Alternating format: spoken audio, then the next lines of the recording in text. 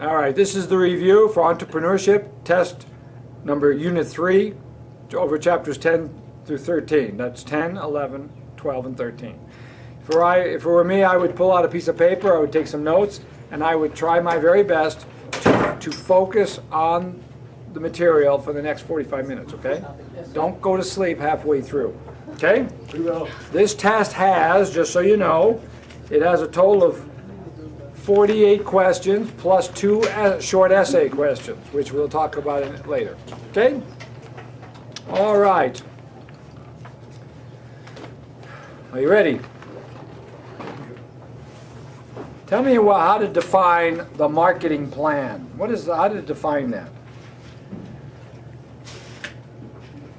Can you restate your question? Can you use it in a sentence? The marketing plan discusses the 4 P's of marketing, which are product, price, place, and promotion. How you integrate those 4 P's of marketing is your marketing plan, okay? Now yes sir? How many P's are there? I'm going to smack you in the head. 4 P's. Promotion. Place. Product, price, place, and promotion. Hamilton. All right, there are 2 types of salespeople. There are. Oh, I forgot the last one, sorry. Are you goofing on me? Oh, I forgot the last one. Promotion. Promotion. Product, place, promotion. No, I mean product, price. Okay. It doesn't matter what. There are 2 types of salespeople. There are order getters. They go out and get the sale, and there are order takers. Those are people that sit behind a telephone or behind a desk, and they take orders. Now, they're both salespeople. I'm not criticizing one or the other. They're different kinds of sales, but you have order takers and order getters. Okay. Let's see. Weird. That's weird. What do you call the paper over the bottle or over your product that talks about the product? The label. That's correct, yeah. And what does the label generally have on it? Special stuff. Facts what's in it. What? What's Nutrition facts. Well, it can be a lot of different things, can't it? So if it is a food item, it has to, by law, have to have nutritional information on there. Obviously, you're going to put the name of the product. You're going to put information about the product. They use the label as a sales item, doesn't it? I mean, the label does try to attract customers and clients to the product. Okay. Let's see. What is? Tell me how different kinds of pricing strategies that we've discussed. Go. prestige pricing? Prestige pricing, which is what? Where you charge a lot of money because you're a very prestigious product. Okay, you're trying to paint your product as a prestigious product, so you're going to be charging a high price. When you charge a high price for a product as you introduce the product, what do we call that in marketing? Dumb idea. It's called skimming the cream. Skimming the cream. There are some people who want the highest and the best new product, the one that's just coming out, and they're willing to pay a little extra to get it. That's called skimming the cream. Okay? So we have prestige pricing. What other pricing have we talked about? Go. Psychological pricing. What is that all about? To make them think that they're paying more for a reason. Shh. Okay, I know it's you. Stop it. It's not just me. Is it the bird? So, go ahead. Prestige pricing, psychological pricing, give me an example. I don't know. Anyone? $2.99. $2.99 is psychological pricing. Somehow we get faked out into thinking that's not $3. And the reality is, as silly as it sounds, is that it does work. The studies that they've shown, they will sell more at $2.99 than they will at $3. Pretty amazing. Okay? So that's psychological pricing. What other kind of pricing? There's even odd pricing. Pricing products with an odd number over an even number, that kind of thing.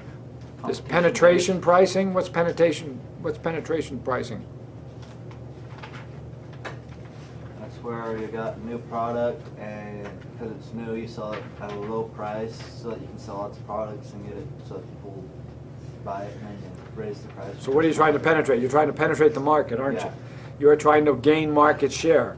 Your primary goal is getting your product in the marketplace and getting market share, is rather than profit.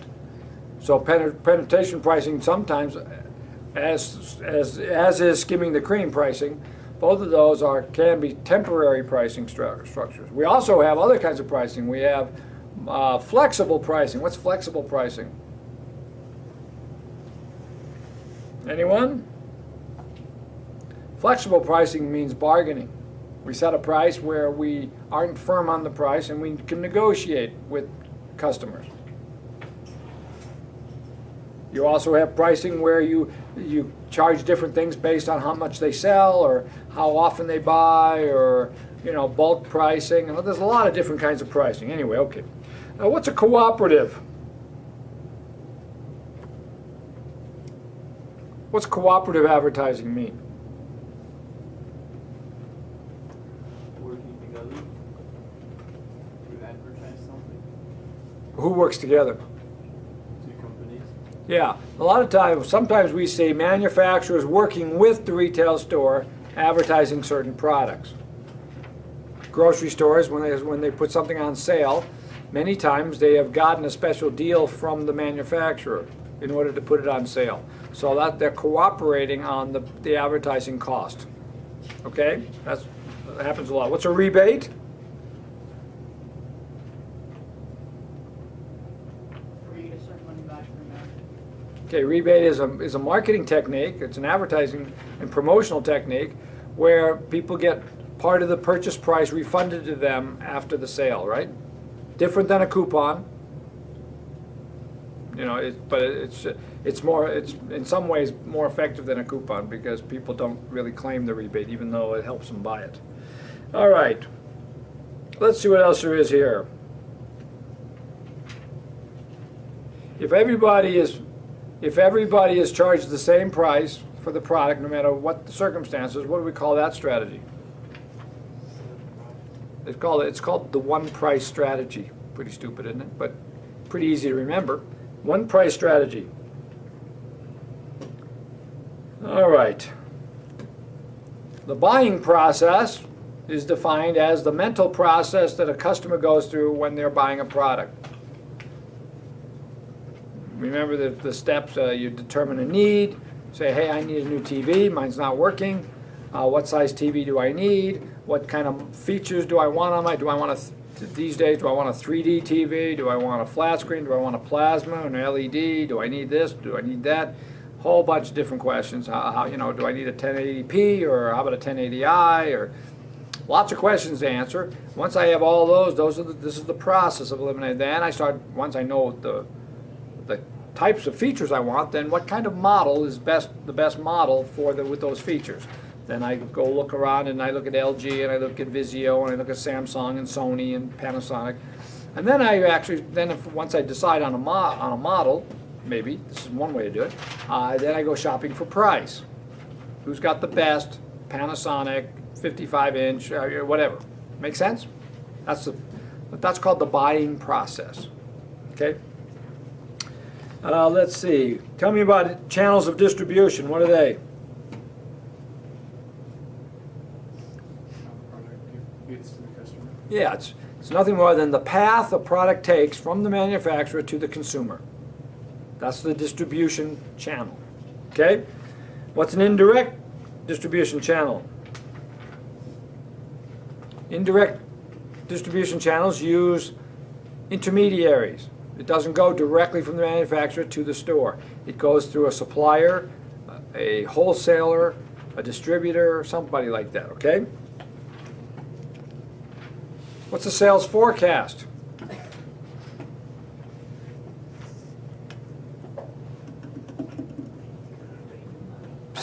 Sales forecast? Obviously. What? Go ahead. Oh, that's how much the company thinks they're going to sell in the upcoming year. Good. It's just it's just forecasting sales, which people do all the time. Well, good. All right. What's cost-based pricing? What's cost-based pricing? Pricing based on the cost it takes to make a product. Okay. You take your cost and you put a percentage markup to it that you're comfortable with, and you see if you can sell it for that, right? Very important. Many of you in your marketing sections did not thoroughly explore why you're pricing your product where it is. I want you to have a better discussion. I want you to say, the cost to produce my product is $3.28 each, based on my operating expenses. I want to make 100% profit, so I'm going to sell it for $6.47. But I'm going to sell it to Walmart, and I don't think Walmart can really sell it for $10 or $12, which is what they're going to need to sell it for. I think the best they can do is sell for $8, so I probably will only be able to sell it for $5 to Walmart. That's the kind of discussion I would like to see in the pricing section of your marketing plan. Okay? All right, anything else here that I need to talk about? What's personal selling? Go. Question on the last one. What if you are opening up your own store? So, like, if you're not selling anything to anyone, you're still opening up your own store. Well, you are selling something. Well, I know, but like not to Walmart or anything. Well, that's okay. Then the price you set is the price you're going to get from consumers, right? Okay. Yeah, and then you don't have to market it at a wholesale price. You can market it at a retail price, which gives you a lot more flexibility. But remember this, it's hard to match Walmart for their distribution ability. You want to sell millions of products, you're not going to be able to sell it from the little store in Lehigh. I don't care what you're selling. You know what I mean? So there are pros and cons to every which way you go. I mean, you got to be careful. You got to pick the right strategy. You might not want to sell your products in Target and Walmart because the markup doesn't allow it. But you will be selling a lot less. Does that make sense? Yeah. Okay, we know what markups and markdowns are. You know, when you mark down a product, mark up a product. What's personal selling? What? That's where you actually have somebody go out and sell it to customers. Yeah, so that's when you're face-to-face talking about your product. That's personal selling. It's an oral presentation. You're making a sales pitch, okay? All right. I think that's about it. Let me see if there's anything else. Sales call report. These are all words that you need to be aware of. Nope, that's it. All right.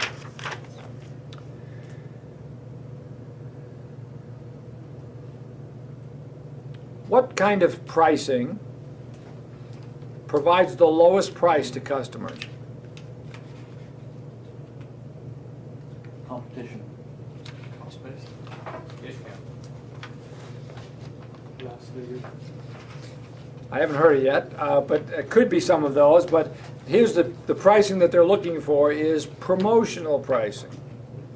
Promotional pricing means it's on sale. That's just a fancy word for they're selling it at a discount. They're selling it.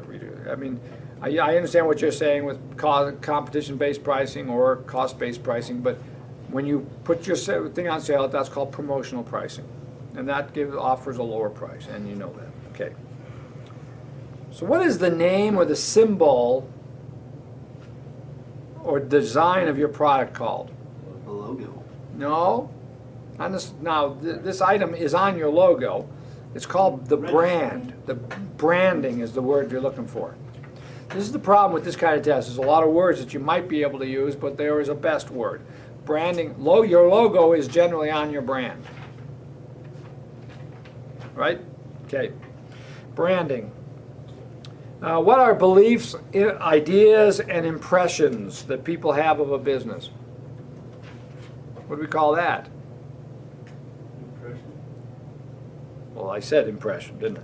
So it's how people look at your business is your image. Your image will determine how people think of you as a business. Okay? Image. Kind of like a reputation. Let's see. How would you define the word markup?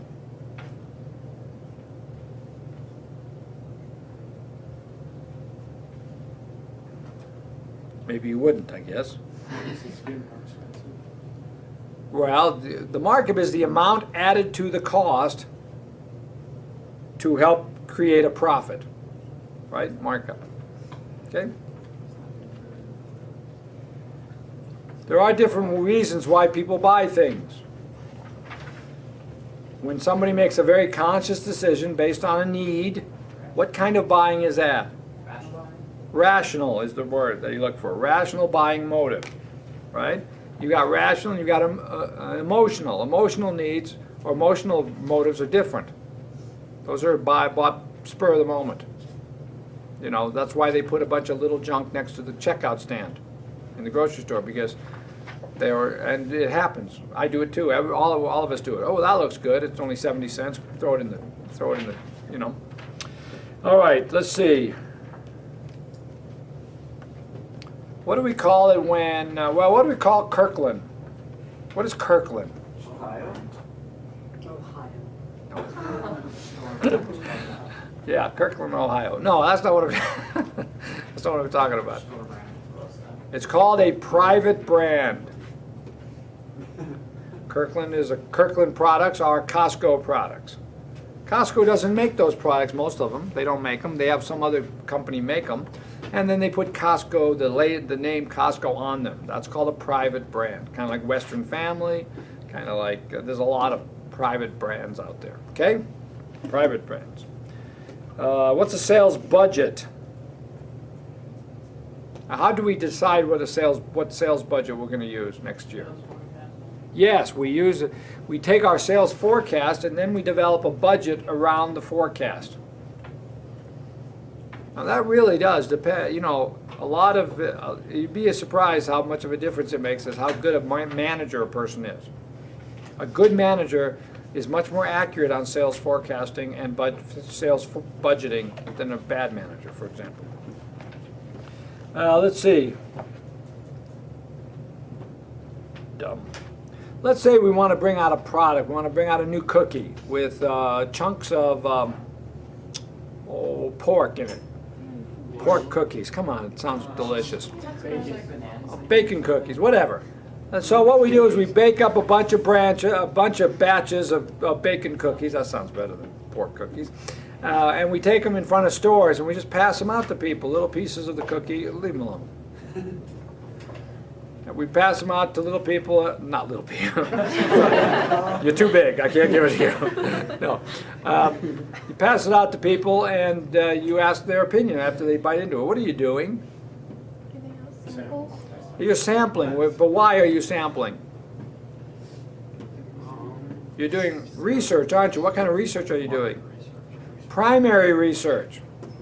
It's also called pre-testing. Before you bring out a product, we want to pre-test it to make sure that we don't stab ourselves in the foot by bringing out something that nobody wants. Big companies, by the way, have failed miserably sometimes with new product launches. Even companies like Coca-Cola and McDonald's. I mean, these are the smartest guys around, right? They've made major mistakes. They brought out a burger once that was, what was it called? The Mickey, no. McRib? No, that's a very successful one. They brought out one with a weird sauce, and it was for adults, they said. This is a burger for adults. What was it called? Anyway, I should have known. Anyway, didn't work very well. Coca-Cola once came out with a new Coke product. They changed the formula. Well, people went crazy and said, we are not buying Coke products if you don't. And they apologized 2 months later, and they went back and changed it back. And they apologized to their customers. They're pretty interesting after wasting, $15 million. Anyway, so even big companies make mistakes, and they want to do some pre-testing. That's the point, pre-testing. All right, let's see. Let's say we hire Lauren to be the spokesperson for our product. Kind of like the girl from Progressive, right? Yeah, well, she's got a pretty lucrative gig there going. That's pretty good. But we're going to hire Lauren, and she's going to be in all of our ads. She's going to be in our newspaper, and our magazine ads, and on television, and on the radio. It's going to be her face that everybody thinks of when they want to buy the product. What do we call that? When we put together all these different kinds of things, promotional stuff, with one theme to it. Marketing campaign. It's a campaign. It's a marketing campaign is exactly right. Good. Okay?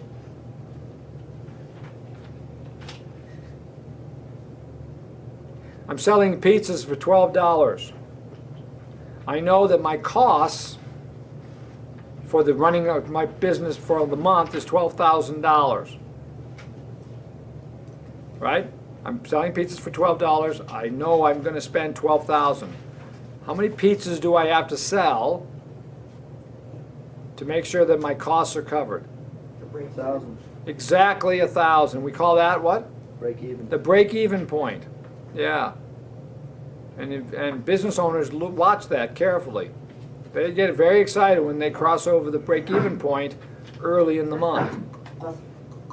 But if you're getting around the 22nd, 23rd of the month and you're not close to your break-even point yet, you can be sweating bullets. So people do watch their break-even points. Let's see. What do we call all the products that a given company sells? If we look at all the products that Nike sells, or all the products that Microsoft sells, what do we call that? That is their product, what? Product mix. What's going on back there? He's just too shy to say the answer. Oh, it is product mix. Carson, good job. He doesn't want to be Carson. All right.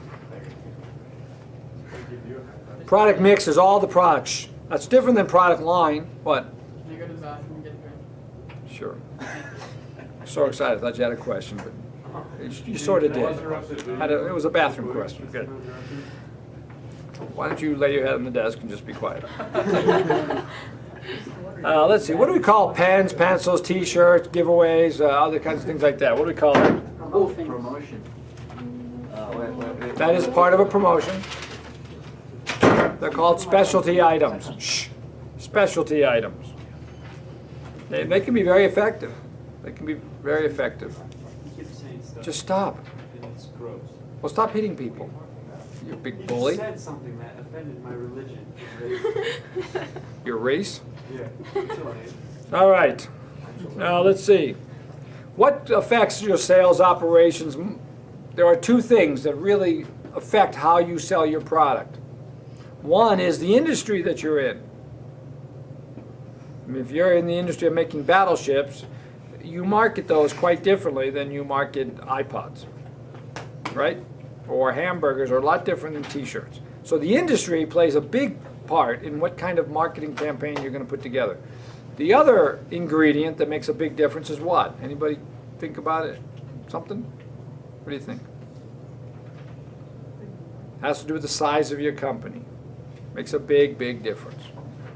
If you're marketing your product throughout the world, your marketing program or campaign will be substantially different than if you're a small mom and pop shop selling candles in Lehigh. Okay? All right.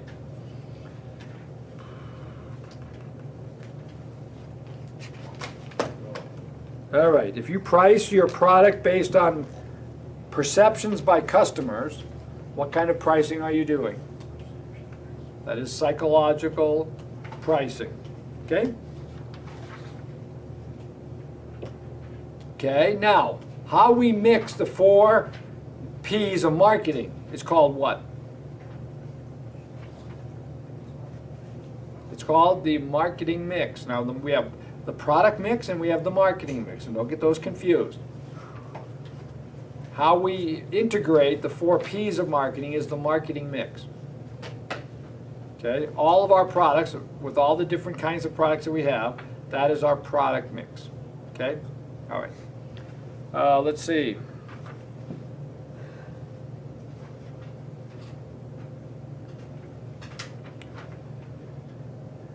When you're first starting off, how do you know, or how can you maybe guess how many products you're going to sell, or how you should price your product? What are you going to be using? Competition. You will be using competition, and so we use sometimes when we're first starting off, we will use competition and industry information to forecast, to do our forecast. Okay, we sometimes can do that. All right. So let's see. Hey, this is interesting. Let's say we are in a business of I don't know, selling T-shirts, where we have an opportunity to increase our line and sell socks. Ooh, doesn't that sound exciting? We're going to move into socks because we see an opportunity. So let's say it's we forecast that it's going to cost us $200,000 to move into the SOC arena. And let's say we forecast we're going to make $300,000 in sales. It's going to cost us $200,000. So we see a 50%, what do we call that? 50% blank. 50% blank. No, it's not a, we don't really call it profit. We call it a 50% return on investment. That's what we call it. Our return on investment. Our ROI. It's a very important thing to contemplate. Business people will look at various types of investments to make, and they will study the ROI on each of the, because very few people have enough money to do everything they want to do, so they have to pick and choose. So many investments will be based on the expected ROI, or return on investment. Okay? All right. Order getting salespeople, who do they go visit? Pretty straight. This is a pretty simple test, guys, really. Order getters, who do they visit? Customers, yeah. Pretty straightforward. Customers. Okay? Good. Let's see. What are the two most common forms of promotional activities? Different kinds of promotions. What are the two major ones? They're broken into categories, if you will. One is media. That would be video or television or YouTube, viral things, or other. And then you have print. You have print advertising and media advertising. Okay? Let's see. What are the two goals of a sales budget? Two major goals, generally. One would be to increase sales, wouldn't it? That's what you're trying to accomplish, increasing sales. And what's the other thing you're trying to do? Decrease Cost. expenses. No, you're not trying to decrease profit. I said cost. Oh, cost. Okay, that's good. Why did I say cost? Yeah, you want to increase profit. Okay, good. Let's see. Hey, what happens, or what's it called when a company brings out a product and they limit it to a certain very few places to buy it? What's that called? You can only get this, only available at, Neiman Marcus or Selective distributing. exactly, selective distribution. Selective distribution. It's like movies that come out. A big blockbuster movie, they might put it out at one moment in 4,000 or 5,000 theaters. Especially now with digital copies, it's much cheaper than it used to be to make movie copies. So now they can put it out in 5,000 theaters at one time. But some movies come out and they do it in a very selective way. They only let it out in a couple of towns and only a couple of theaters. Okay? Let's see. I don't know how you know this, so I'm going to tell you. In the United States, 1/4 of advertising costs or advertising expenditures are done in newspaper advertising. Can you believe that? Used to be a lot more. Newspapers are dying, really. It's not a healthy industry because most of us are getting our news online or on television now, and the day of newspapers, I'll tell you, it's sad. Anyway, but there is still a large amount of advertising that goes on in newspapers. In fact, some people just buy newspapers for the ads. How many parents went out right before Black Friday just to get the ads? Yeah. All right, let's see. If you have a high demand for your product, and if you have a low supply for your product, what generally is true about the price?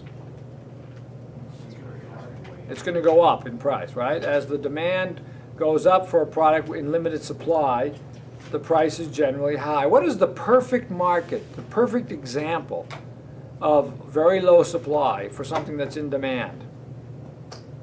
Oil.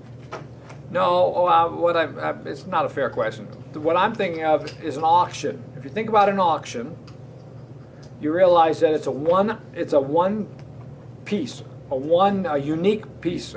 Here's a paper clip that was worn in his hair by Michael Jackson. You know, you don't have paper clips like that. This is a valuable paper clip because I have a picture of this paper clip in his hair on a concert night or something. Well, since it's a unique item, the best way to sell this paper clip would be by auction because I've got 25 people wanting to buy it. That is a pure market. That's a perfect example of low supply, high demand. And the best way to sell something in low supply would be to auction it off. That's going to give me my highest price, okay? Let's see. Wow.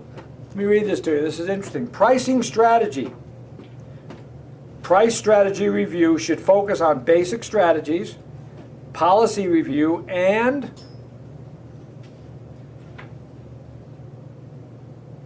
pricing tactics. Yeah.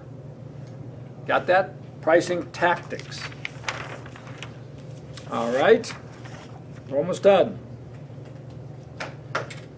What's the final step of managing a sales operation? What's the final step in the sales operation management?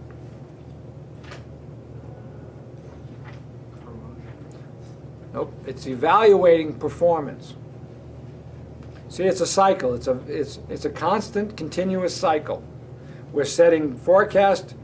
We set the forecast. We adjust the budget. We send them out to accomplish the goal, and then we evaluate whether or not they've reached the goal or not. If our goal next year is to sell $2 million worth of socks, when it's all said and done and the dust settles, we only sold 1.8 million. Well, we evaluate what happened. That's called a performance gap, and we look at that gap and we say, why did we fall short of our? And there might be a good reason that becomes obvious. There may not be. Maybe we decide that Tobin is no good. He just can't sell socks. Got to get rid of him. He's sockless. Anyway, so sales performance, evaluating sales performance is the last step, and then we start over. And then we readjust based on our performance gap. Maybe we sell $3 million worth of socks, and we never expected to sell that many. And so we evaluate that, and we adjust our forecast in the future, and we adjust our budget based on performance and the gaps in the performance. So anyway, let's see. What's one of the ways that you can increase customer confidence in your product? What would you see the best way to do that is? Go. Warranty? Yes, warranties or guarantees. Remember I told you the story of Hyundai. Came into town, destroyed their own reputation by selling junk. They left the United States for 3 or 4 years, and then when they came back, they offered a 10-year warranty. And people said, you know, we have to have confidence in that. That's incredible. And over the next 5 or 6 or 10 years, they have shown themselves to be a reliable company for lower-end cars. Anyway, so warranties play a big part. What are you smiling about? What? Is that not true? Did I tell the story wrong? Go ahead. I don't know. All right.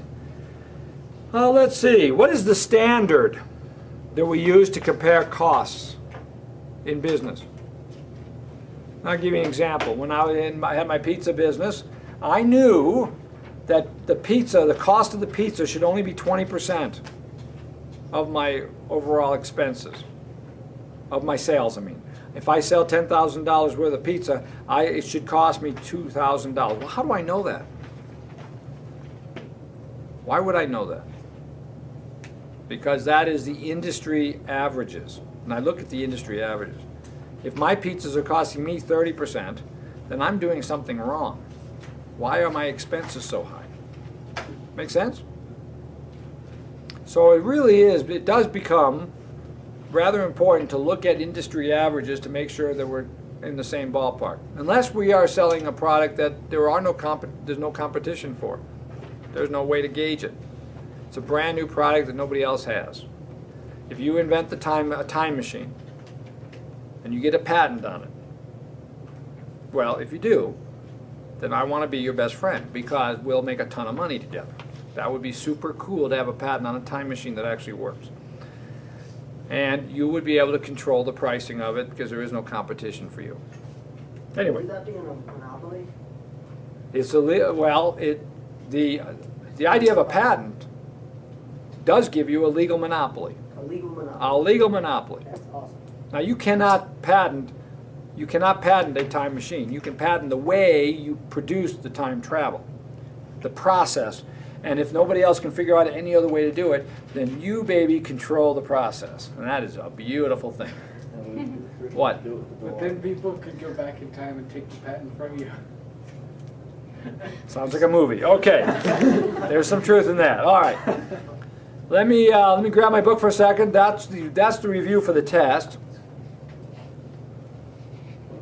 That's the review for the test. But there are two short essay questions that will be asked out of one of those chapters. I'm going to give you some options that they're going to be picked from, okay? So what was the standard to compare Can I costs? stand in front of the camera to feel cool? What? What was the standard to compare costs? The standard is our industry averages. Industry averages is the standard. Now, there may be a reason why I'm selling. Maybe I'm selling super premium pizza with good chunks of filet mignon on it, a big steak on it, steak pizza. And maybe that's going to cost me more. But as long as I know that and I factor that in, maybe that'll be the reason I'm so successful. I don't know. All right, if you open up to chapter 10. Chapter 10. Here are what the essays are about. Now, traditionally, you've done unbelievably bad on these little essays. They've really stunk, your answers. Really bad. Some of you haven't even bothered doing them and took a 0. All right, in chapter 10, the questions could certainly be about the marketing mix. Talking about the various aspects of the marketing mix. Okay? Which would be product features and branding and product selection, product positioning and all that kind of stuff. It could also be about, let's see.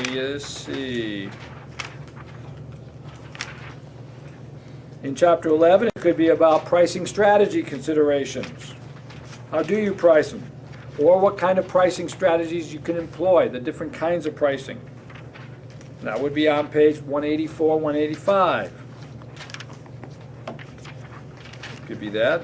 Could be pricing techniques, psychological, discount pricing, all the different things we talked about. In chapter 12, it could be about the steps of creating a promotional strategy or promotional campaign. There's 4 or 5 steps in that you might want to know. It might be about talking about different kinds of promotional activities. That would be on page 202, 203. Okay? Let's see, in chapter 12 also, it could be about, no, it couldn't be. All right. And then in chapter 13, it could be about all the steps of the buying process. That would be a good one. The buying process would be good. Or the selling process, same basic thing. Do you remember the 10 steps of the selling process on page 222? Or it could be about, on page 225, how to direct sales operations, some of the criteria that you would use to be sales manager type stuff. There are 5 things that might come into play. A lot of what they ask, these questions, are some of these steps where there's 5 things or 3 things or 7 things. So those are, I promise you that the 2 questions that you will be asked are 2 of those 7 or 8 things I just mentioned. Any questions? Okay, here's what I need you to do. I need you to take this review that we just had. I need you to use that over the weekend. The test will be on Monday. I want you to combine that with some time spent in the 4 chapters, looking at vocabulary and all that kind of stuff. And if you want to listen to the other review online, you can certainly do that. All right?